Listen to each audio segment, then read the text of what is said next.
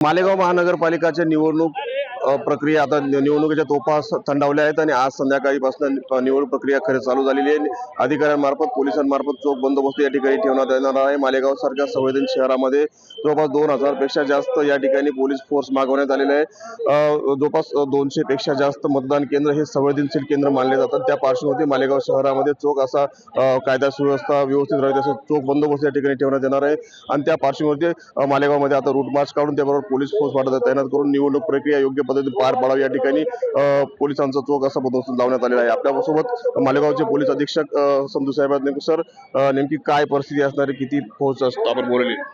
आज संध्याकाळी 5 वाजता मालेगाव महानगरपालिका निवडणूकच्या अनुषंगाने सगळे प्रचार रॅली संपण्यात आलेली आहेत।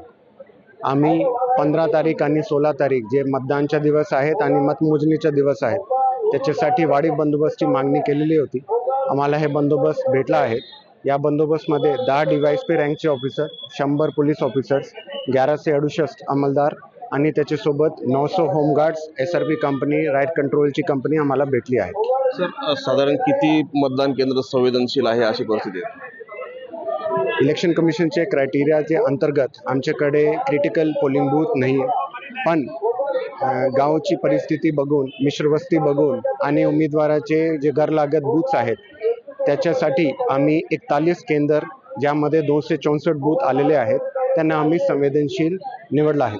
सर, कायदा सुव्यवस्थेच्या दृष्टीकोनाने काय मालेगावकरांना आवाहन करा, कशी परिस्थिती नियंत्रणात ठेवायचे आवाहन करा? माझ्या मालेगावकरला सगळे मालेगावकरला आव्हान आहे की आपले मतदान प्रक्रिया शांतता पार पडावी आणि कोणतेही प्रलोभनला बली पडू नये आणि जर त्यांच्याकडे अशी काही माहिती आहे तर तात्काळ निवडणूक आचारसंहिता कक्ष अधिकारी या माझ्यासोबत कॉन्टॅक्टमध्ये यावं। नक्कीच, धन्यवाद सर। नक्कीच मालेगाव शहरामध्ये निवडणूक प्रक्रिया चोख अशी पार पडावी यासाठी चोख असा बंदोबस्त या ठिकाणी ठेवण्यात आलेला आहे।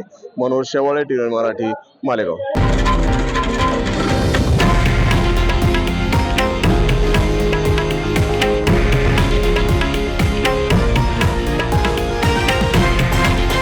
हे आहे देशातील नंबर 1 न्यूज नेटवर्क आणि आपण पाहत आहात TV9 मराठी, एकमेव।